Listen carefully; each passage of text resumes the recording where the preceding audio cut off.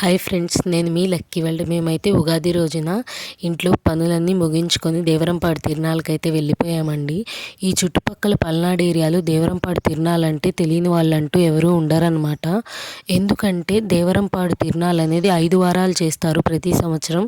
But ఈ సంవత్సరం 4 వారాలతోనే complete అయిపోయిందండి. ఉగాది రోజున ఎక్స్ట్రాగా అయితే తిరునాళ్ళు అనేది చేస్తారనమాట. మేమైతే ఉగాది రోజున వెళ్ళాము.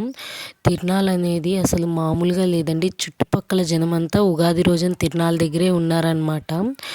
ఈ ఉగాది రోజున ఉచిత దర్శనం కాకుండా మేము 200 రూపీస్ విఐపి దర్శనానికి అయితే వెళ్ళాం.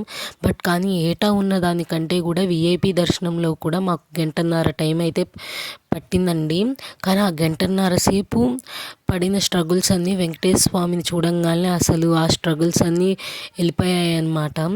మీరు ఈ ఏరియాలో ఉండి ఎప్పుడు కనుక ఈ తిరునాళ్ళు కనుక వెళ్ళకపోతే ఖచ్చితంగా ఈ తిరునాళ్ళకి అయితే వెళ్ళి చూడండి. ట్రస్ట్ మీ, మీరైతే చాలా మంచిగా ఫీల్ అవుతారనమాట.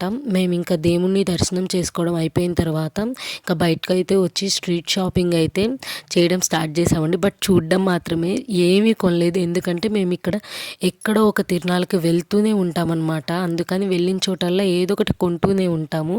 అందుకని ఈసారి ఏం కొనకూడదని చెప్పి అయితే డిసైడ్ అయ్యాము. జస్ట్ చూపుల వరకే చూసాము. బట్ తినేవి మాత్రం చక్కగా తిన్నామన్నమాట. అన్నీ చక్కగా తిరునాళ్ళు చూసేసుకొని అక్కడి నుంచి అయితే బయటికి వెళ్ళి కొన్ని ఐటమ్స్ అయితే కొనుక్కున్నాము. మీరు పల్నాడు ఏరియాలో ఉండి ఈ తిరునాళ్ళకు కనుక వెళ్తే ఖచ్చితంగా మన కామెంట్ సెక్షన్లో కామెంట్ చేయడం మాత్రం మర్చిపోవద్దు. మన ఛానల్ని ఫస్ట్ టైం చూస్తున్న వాళ్ళైతే ఛానల్ని సబ్స్క్రైబ్ చేయడం కూడా మర్చిపోవద్దు. Thanks for watching lucky videos. మరిన్ని ఇలాంటి తిరునాళ్ళ వీడియోస్, చుట్టుపక్కల టెంపుల్ వీడియోస్ పల్నాడులోవి కావాలనుకుంటే కామెంట్ సెక్షన్లో కామెంట్ చేయండి.